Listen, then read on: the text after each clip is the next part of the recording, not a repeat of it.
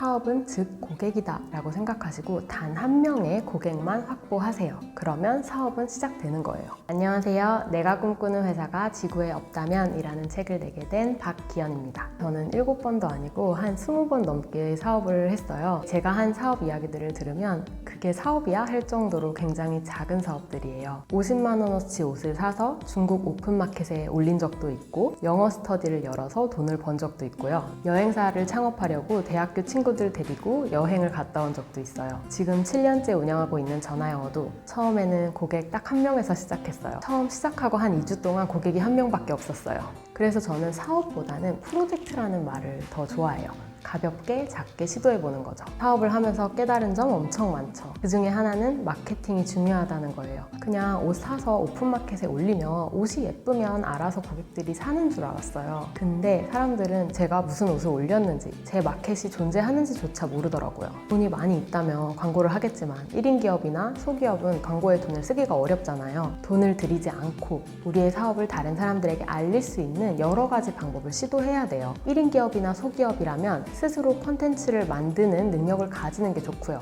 그 능력을 키우는 게 좋죠. 영상을 통해서든 글을 통해서든 자신의 사업에 대해서 자세하게 서술하는 것이 사람들에게 신뢰성을 줘요. 그리고 지속적으로 사람들과 소통할 수 있어야 돼요. 저는 지금까지 블로그에 2,800개 정도의 글을 올렸어요. 또 다른 깨달음은 돈을 줬으면 돈을 벌지 못한다라는 말이 있잖아요. 너무 바른 말 같지만 맞는 말이에요. 돈이 아니라 사람에 집중해야 돼요. 처음 사업할 때는 대부분 상품에 집중을 하게 돼요. 내 상품을 어떻게 잘 만들까? 내 웹사이트를 어떻게 멋지게 잘 만들까? 그게 아니라 고객의 문제를 어떻게 해결할까? 고객에게 어떤 도움을 줄까를 고민해야 돼요. 고객의 문제를 해결하기 위해서 꼭 멋진 웹사이트를 처음부터 만들거나 처음부터 큰 돈을 들여서 어플리케이션을 만들 필요가 없을 수도 있죠. 그리고 처음 사업을 시도하시려는 분들은 사업에 대한 두려움도 있을 수 있잖아요. 사업은 즉 고객이다 라고 생각하시고 단 한 명의 고객만 확보하세요. 그러면 사업은 시작되는 거예요. 또 배운 점 하나는 고민할 시간에 행동을 하는 거예요. 예를 들어서 사업 아이템 1, 2, 3이 있다고 하면 1, 2, 3 중에 뭐가 좋을까 고민하다가 시간을 다 보내지 말고요. 그냥 그 중에 제일 괜찮은 것 같은 거 잘 모르겠으면 그냥 1부터 한번 해봐요. 생각만으로는 절대로 알 수 없는 부분이 정말 많아요. 사업을 하는 사람은 방법을 스스로 찾아내야 되거든요. 누군가 계속 방법을 알려주지 않아요. 그런데 방법을 찾아내는 가장 좋은 방법은 방법을 다 시도를 해보면서 뭐가 제일 맞는 방법인지를 찾아내는 거예요. 저는 제가 그렇게 큰 꿈을 가진 사람이 아니라고 생각하거든요. 저는 단지 그냥 좀 쉬고 싶었어요. 일을 좀 적게 하고 싶었어요. 우리나라 회사들이 제 기준에서는 너무 빡센 거예요. 일을 하루에 8시간 이상은 하지 않겠다라는 결심을 했어요. 돈을 적게 벌어도 좋으니까 강제적인 야근이나 강제적인 회식이 없기를 바랬어요. 저의 꿈 중 좀 어려웠던 거는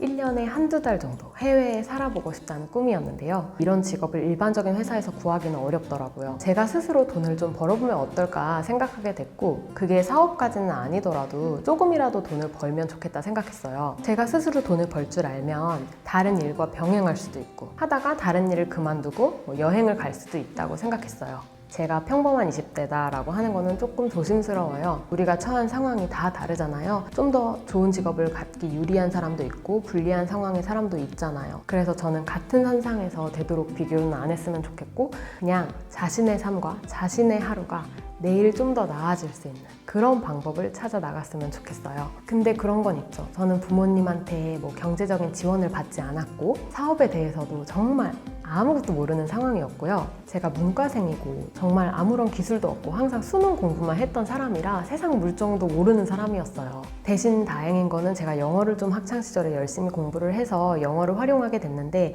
유학을 갔다 온 것도 아니라서 영어 회화도 잘 못했고요. 사업을 한다라고 생각했을 때 되게 막막했고 뭘 해야 될지 몰랐어요. 이렇게 막막하다는 생각이 드시는 분들은 지금 내가 할 줄 아는 게 별로 없다는 그 객관적 사실을 딱 판단을 하고 되도록이면 남들에게 뽑히기 위한 점수나 자격증보다는 내가 진짜로 할 수 있는 일, 능력에 집중해서 키웠으면 좋겠어요. 진짜 능력을 만들어가는 길이 시간은 더 오래 걸리고 멀리 돌아가는 것 같은 느낌이 들 수가 있는데 그게 정말 나를 안정적으로 지켜주는 능력이 될 거예요. 내가 지금 그냥 허울 뿐인 겉으로만 보여지는 스펙을 쌓는데 너무 시간을 보내고 있는 건 아닌가? 차라리 그 시간에 내가 정말 할 수 있는 일을 키워보면 어떨까? 우리 사회가 너무 스펙을 쌓도록 종용해온 사회라서 이제 와서 막 능력을 키우고 내가 좋아하는 거 찾고 하는 게 절대 쉽지 않다는 거 알아요. 근데 저는 지금 아무런 자격증도 없고 저 심지어 졸업장도 없어요, 중퇴에서.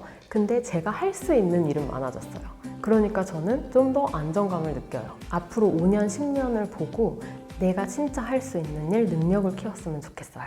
내 꿈을 위해서 열심히 즐겁게 노력하는 것은 좋지만 우리 사회의 많은 청년들이 나의 꿈보다는 사실 다른 사람들의 시선이나 부모님의 기대나 고정관념 때문에 너무너무 애를 쓰고 있다고 생각해요. 고정관념에서 벗어나는 순간 하루를 더 즐겁게 살 수 있는 방법이 보이더라고요. 돈 적게 벌고 하고 싶은 거 하면서 살겠다고 했을 때 많은 반대가 있었고, 엄마가 백수 될 거냐고 했고, 주변 친구들은 다 최대한 이름 있는 회사에 들어가려고 열심히 노력하는데 저는 기업 공채도 아예 쓰질 않았고요. 많은 반대를 무릅쓰고 대학교도 중퇴를 했고요. 그게 참 어렵긴 한데 용기를 내서 나를 위해서 고정관념에서 조금 벗어나는 순간부터 내가 좀 더 행복하게 살 수 있는 길이 열리더라고요.